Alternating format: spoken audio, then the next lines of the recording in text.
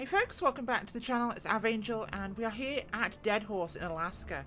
Yes, the far north of Alaska. It's the dead of winter, middle of January, and it's about 1 o'clock in the afternoon, so the lightest part of the day. And we have got a emergency mission today. We are taking a new generator out to a camp nearby. This was one that may well be known to people who are familiar with the Flying Wild Alaska series, Kavik River Camp. Now, scenery for this and Unacleat, the home base of course, Air Alaska at the time, now Raven Alaska, are available. I got those from Sim Market. Now, this is the livery that came with the Kavik Camp scenery add-on for Kavik Aviation, flying here on the 208 Caravan. So we're taking a generator out to the camp. The camp is closed during the winter. It's a mining, exploration and hunting camp. And it's usually a base camp. It's manned by one person during the winter, but they've got a generator gone down. So we're using this as an excuse for a flight today. We're taking that generator out to Kavik, and it is snowy and wintry. But you know what? It's not snowy enough, and I'm going to use my Weather Presets Pro add-on to change some of those little bits of settings here to see what we can get. What's snow like? Oh god. That is miserable. Yeah, I had to move it to February, so it's a little bit lighter. That is horrible. Okay, that is too oppressive. What else has it got for us here? So we've got the Arctic Chill, wherever that one is. I remember Arctic Chill being a good one. Because it is the Arctic, and it is chilled.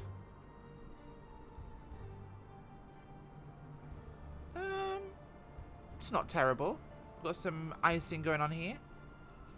But I think we could also find a better one, which might be... Did we try snow? We tried snow. That was terrible. Let's go with, instead... Arctic Chill will do. Yep, that'll do us just fine. Okay, so... That is way too dark for us today. Doesn't make for a good video, if I'm brutally honest. So, where was Arctic Chill? There it is.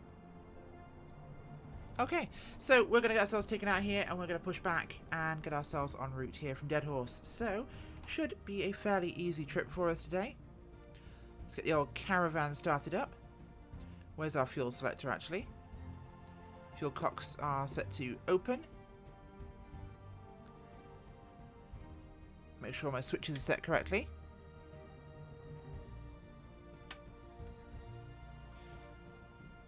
Batteries to on. Probably going to want to use external power for today. So we'll leave the avionics buses off. We've got our settings all ready to rock and roll here. Parking brake should be set to on, wherever the hell the caravan keeps that. I'm never quite sure. Oh, there it is. Set. Okay. Fuel boost is on. Ignition on. And starter on. Should set us going. Turboprop modelling in the sim is not insanely fantastic, but it's not bad either. Make sure our throttle's set back.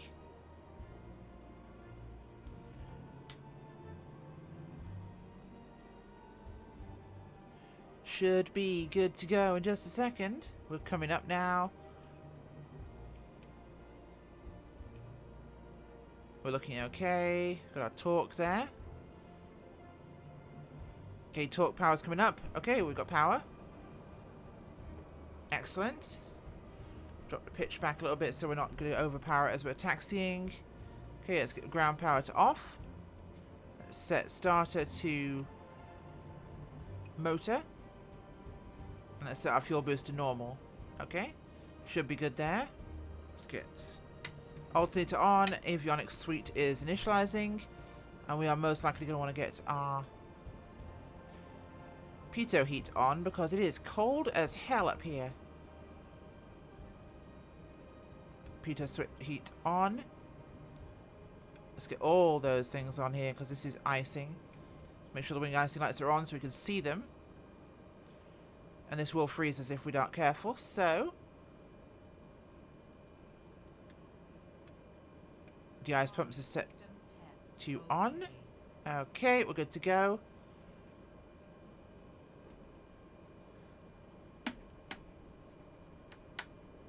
Aircraft lights are engaged.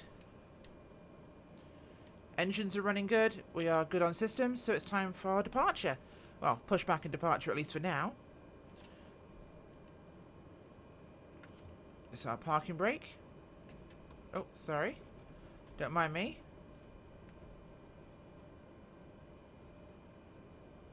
Okay, so the taxi truck is moving into position to go through our propeller, which is always hilarious when this happens.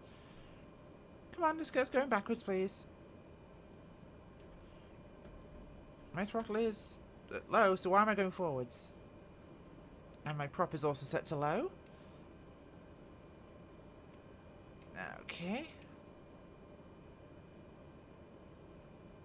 Are we going back yet or forwards?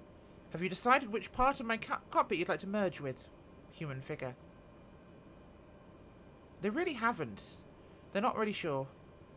This is one of the weird things about flight sim. I don't understand why they did it. They force you to have this pushback person that is never quite sure where they're attaching. Like here, halfway through my main gear.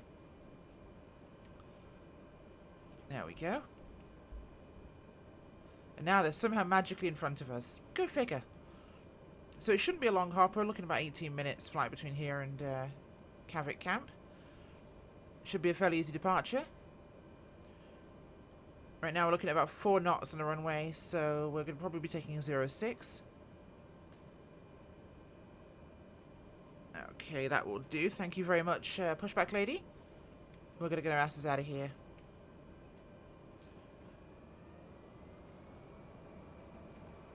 Nice and easy as the plane wants to turn around here on some fairly slick taxiways. Okay. Let's go find ourselves something we can identify with a runway marker.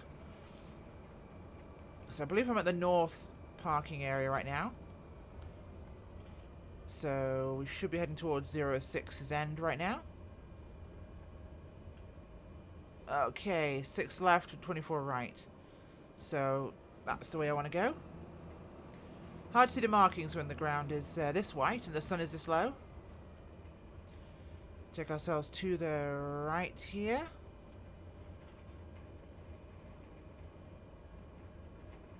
And I think we're somehow on the runway already. We are actually on the runway already. Deadhorse traffic. November 403 Sierra X-ray departing to the east.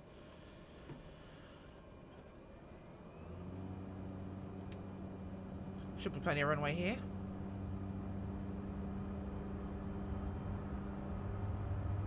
Pretty icy conditions here on the surface. But this is default scenery here at Deadhorse, so pretty impressive, really. There we go. And we're up. I didn't realise I'd already encroached the runway there. Not flown out of Deadhorse before here, so that was me going, ah. And I pulled up an airport chart, and I thought it was directing me towards the taxiway. Whoopsie. Good job there's no one out here. Not at this time of year. Pull back to climb power.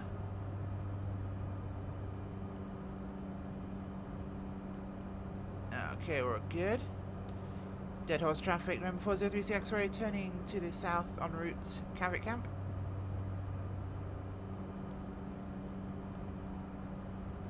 That is gorgeous, my god. Alaska is a phenomenal place, and 2020 really does help. I just need more bush planes. More serviceable bush planes. Not the Cubs, not the Zeniths, you know, stall aircraft. I want bush planes. I want a decent rugged Caravan. I want a Beaver, an Otter. I want a 207, maybe a rugged 206. Something really workable. You know, a service aircraft for the bush regions. That is what I want. Let's look at our torque set properly. Again, this should not be a very long trip. We should be fairly easy en route. It's VFR the whole way. Skies are looking pretty clear based on what we've got. And other than those 4 knot winds we had at the airport, we're looking pretty clean otherwise. Let's just level this baby out. And where do they hide the OET on a Caravan? It's probably on one of the displays here. It probably is on the display, in fact. Minus 26 Celsius. Well, damn. That is frigid as all hell. colder the witch's boob. Yeah. I was going to use the full expression, but you know what? I'm feeling polite today. Right. Cruise across the bay here. This is one of the deltas from the huge network of rivers in this area. In fact, Kavik's actually not too far away. It's down one of these deltas. It's off to our east, actually, down below us. And it is an entire network of river deltas around here. Most of it's frozen tundra throughout most of the year. In fact, now it's all frozen tundra, which is why I'm kind of disappointed that it's all water right now rather than just white wastelands. Seems like some of the bits have been filled in, but not all of it. So, I'm waiting for them to do proper frozen water add-ons to this whole situation. Out here, there's no beacons. Maps are only so good when you've got flat terrain. Hard to navigate other than Dead Reckoning, so GPS systems are incredibly useful. It's one of those times where flying the magenta line is a necessity with an aeroplane. Okay, so we're hitting about 150 knots here. Should do us just fine. I need to go find Kavik radio so we can tune in for departure. Or arrival, I should say. Kavik. Frequency. Kavik multicom 122.9, so it's area multicom. Right, where is my comm frequencies? So that would be comm 1.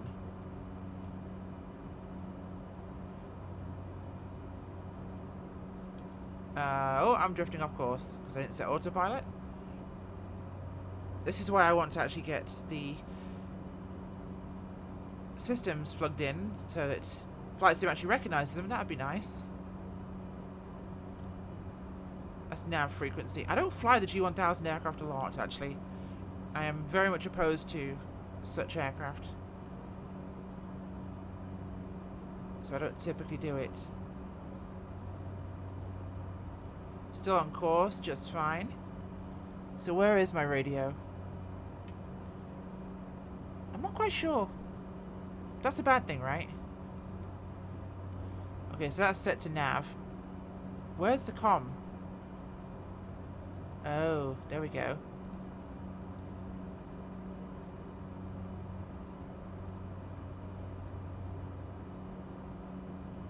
Oh, there we go. Just straighten us up. Good job we can see that. Okay.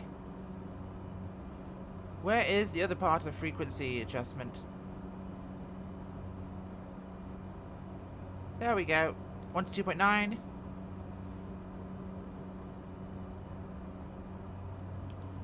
I should fly the G1000 aircraft more, but I don't like glass aircraft. I know that the future of aviation, I'm just not a big fan, personally. I find them boring, soulless, and full of buttons. They reduce... Obviously, if you're familiar with them, I suspect they really increase pilot workflow. I understand the principle behind them. I know a lot of aircraft only come with glass now, but frankly, to me, it's just soulless. It lacks that real feeling. I was trained on steam gauges. They're familiar to me. I know the flow around the actual panel on most steam gauge aircraft. I know where to look for things. It's easy for me to see, oh, that's my radio stack over there. Here, I'm like, what's my course change button? What button do I press to turn it into my comm radio change button? Where are they hiding all the data? And yeah, sure, for people brought up in the Zoomer generation, I'm a millennial. So I'm on the cusp of doing things the old way and the new way. So I love GPS and technology like that, but at the same time, I like my steam gauges for my planes. I just find it much more enjoyable, personally. Okay, so should not be too far out from Kavik. It's not a hugely long trip, and according to the distance, we are 30 miles away. So not a long trip at all. Let's make sure we correct our course here. The wastes of Alaska are truly gorgeous, and right here you can see all these rivers totally frozen over, just ice everywhere. And we are flying into the rising sun here, which, well, actually this is probably midday sun, actually, for this time of year.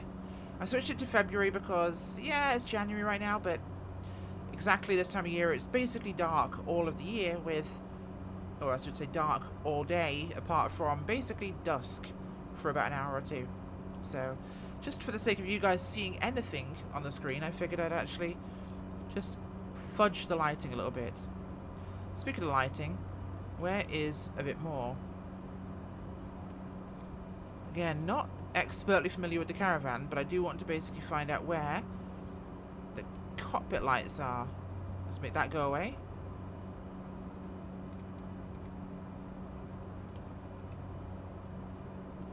What do these all do? Increase it.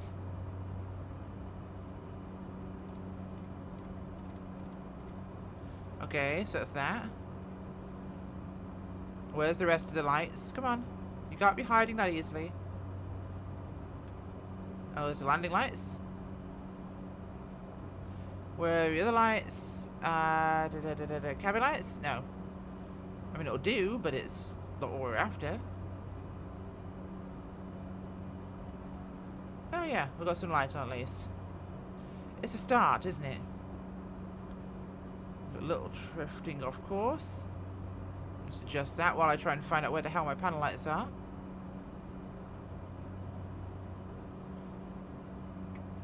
No, I don't want the inertial separator on, damn it. I want to reach below you to this. If the button will let me...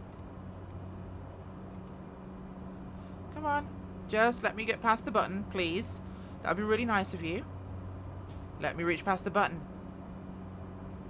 I know there's a click spot here somewhere. Oh, you dirty little... I will find you, and I will click you, okay? No! Okay, fine.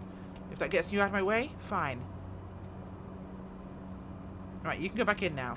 Now I've done the heresy of doing the wrong thing to do the right thing.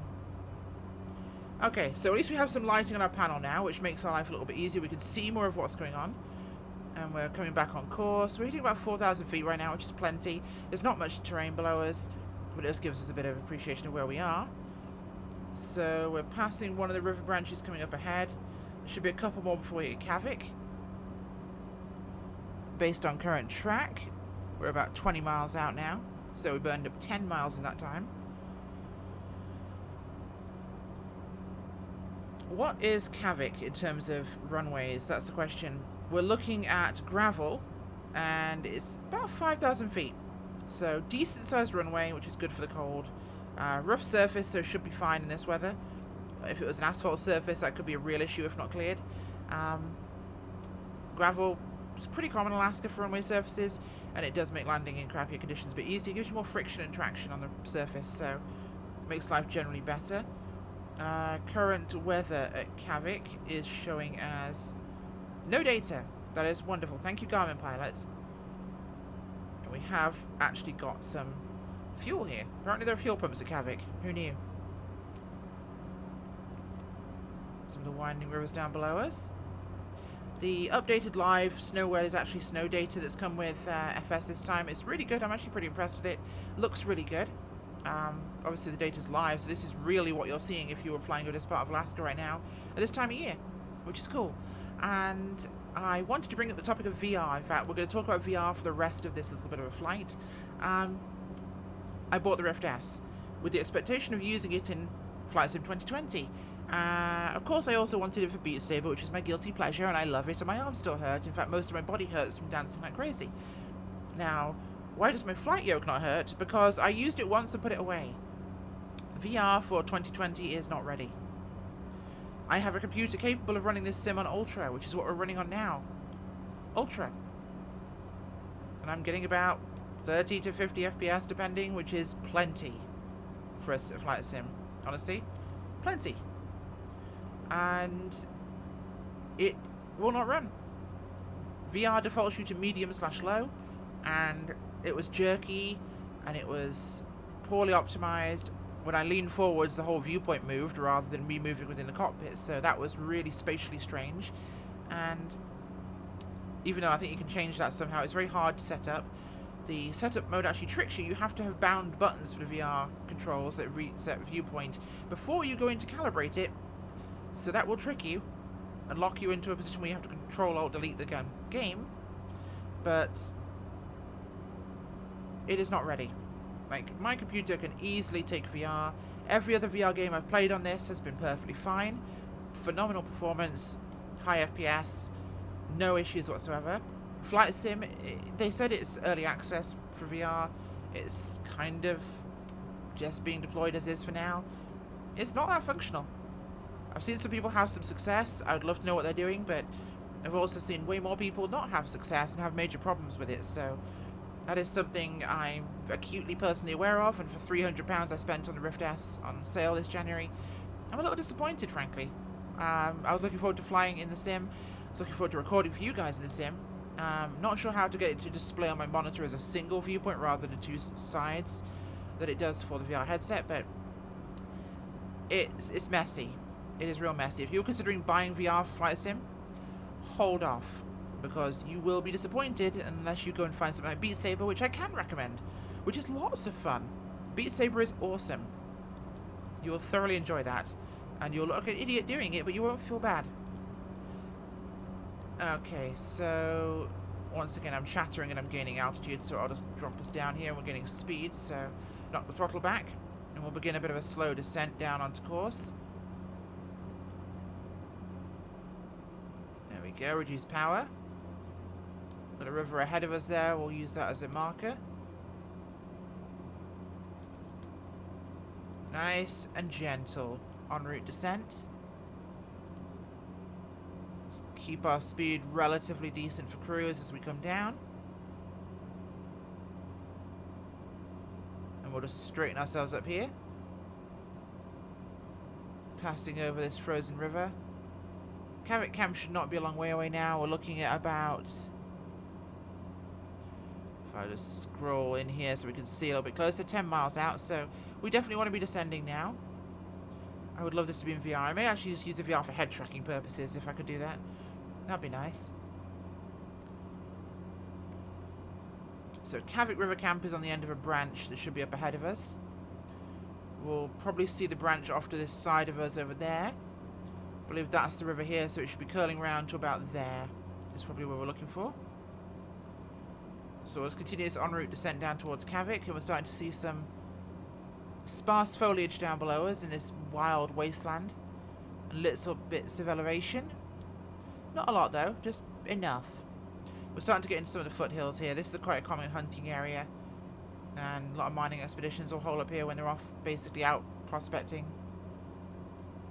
There's the river. You can just see it glinting in the sun ahead of us, and you can see it on the PFD there. Descending through 2000. Now we're going to have to get an eyeball on Kavik. Kavik traffic, November 403 Sierra X-ray inbound for landing. About 8 miles out. Off we got for runways 8 and 26.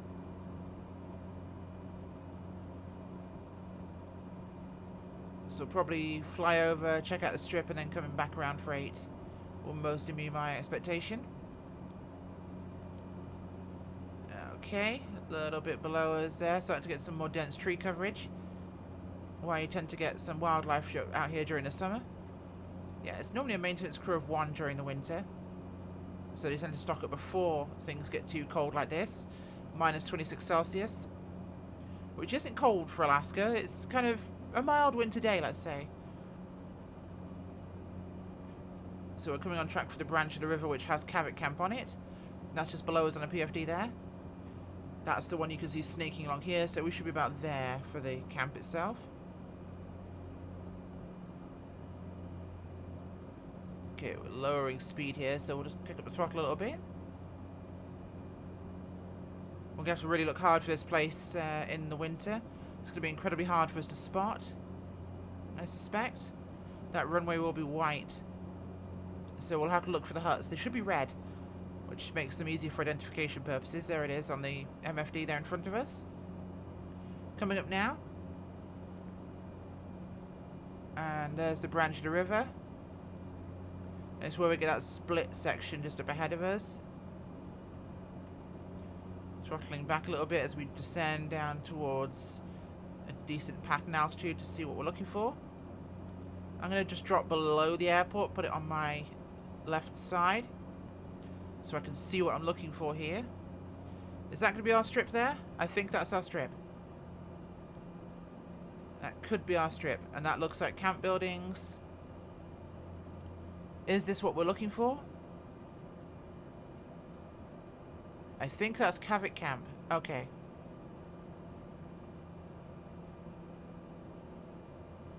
Yes, that is. Awesome.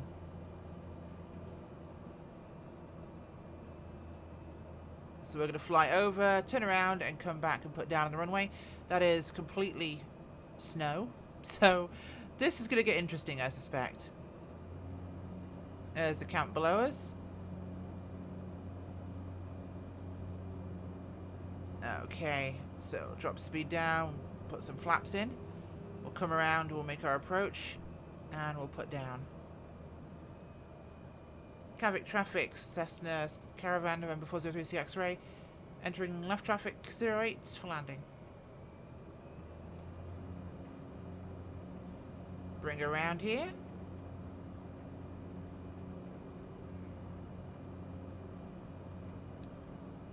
There we are. And it's looking very choppy snow around the huts. So we may not be able to get too close to that, although it might be a bit smoother when we get down. We'll just widen out our downwind section here a little bit. Should be easy enough. God, that's gorgeous. That is beautiful. Although that river would be frozen right now. Okay, speed's looking good. Trim is looking good. If I could see the flaps, I'd say they look good. But knowing we have no faults today, that should be fine. Okay. We'll be landing into the sun, which will make things a little bit more difficult, but approaching over the river gives us a better direction. Especially with the wind we had earlier. It's not a lot, but it's enough. Okay. Action the brakes a little bit, which in the cold can help them from staying locked up. Of course, brakes will freeze, so just cycling the pistons a few times to make sure that we actually have some broken the seal, as it were. Kavik traffic 03 CRX returning base for final 08.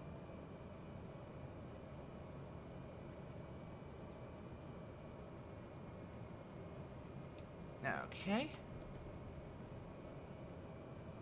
Turning it in. And we have been climbing this entire time.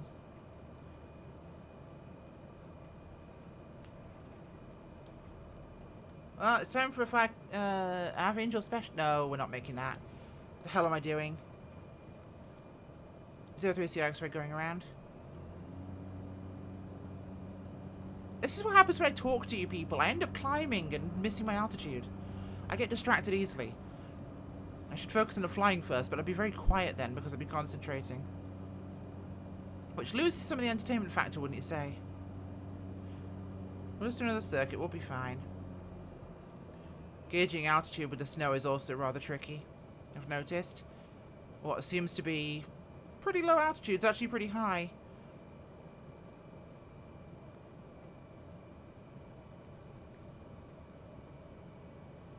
So Kavik's at 600 feet, so we're actually about 700 feet right now. And since we're not following a regular pattern policy, we can basically just pull this into a racetrack instead.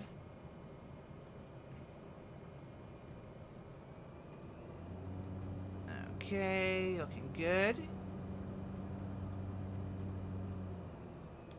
Widen this exit a bit more, because I was a moron last time, apparently. Too busy talking to you lot and talking about the beautiful scenery of Alaska to focus on doing my own pattern. And a little tight in again. But we can fix that. I think the runway was closer than I thought it was and lower than I thought it was. High. I was lower than I thought I was. I just felt I was too high because the snow was distracting me from kind of gauging distance as well. Most likely correct. Plus it's on a rise compared to where I was, so rather safe than sorry is probably the best way to describe it. I'd rather make sure I did the right thing than the wrong thing and messed it up. Especially on video, that would be embarrassing. Okay, so we're good. Bring it around here. Speed is nice and low.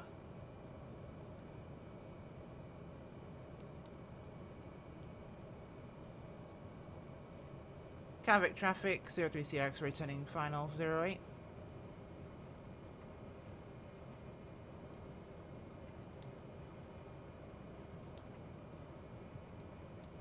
There we go, that's much better. 500.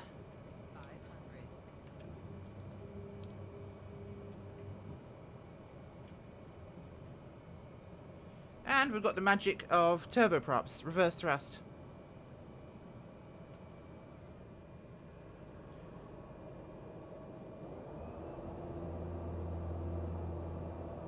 To make every meme a dream.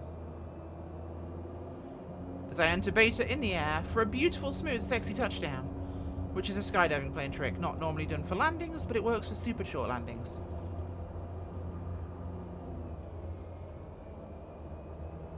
Okay. Beautiful, beautiful. Alright, let's clear the active and pull up at the camp itself. This looks a lot smoother from the ground. That is a lot smoother from the ground. Oh man, that looked like mountains from up above. They've not done a bad job here with the snow appearance.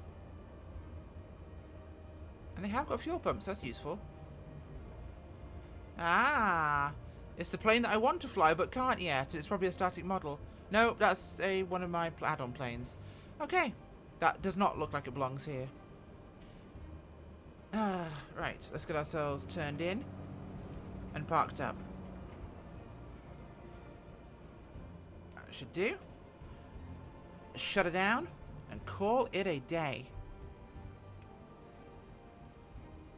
I'm not shutting off too much because the flight sim will yell at me and tell me it wants to end the flight. Well, as we shut down, folks, thank you very much for flying with Aviangel Airways today. We brought our generator out here to Kavik River Camp, and hopefully they'll now have lights, power, and TV. Maybe if they can get TV signal out here. Or at least some warmth. That should do, right? Thank you for watching, and I hope you enjoyed today's flight. See you soon. Bye.